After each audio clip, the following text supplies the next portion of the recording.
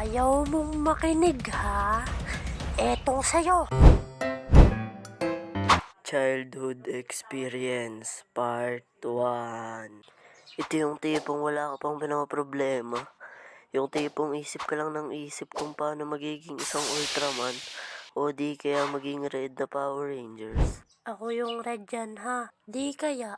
Ako kaya yun. Ikaw na lang yung kulay blue. Ayaw ko. Ako yung red.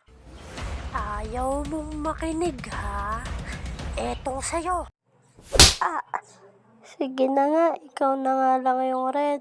At mahilig din ako maglaro ng hindi naman mga laruan, tulad ng kutsilyo.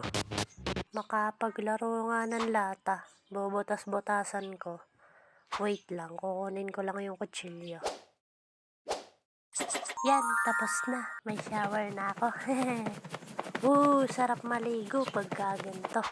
Magsha-shoutout na tayo guys. Meron na sa ating nagpa-shoutout. Shoutout kay Enzo Billones. Siya ang pinakaunang nagpa-shoutout sa atin guys.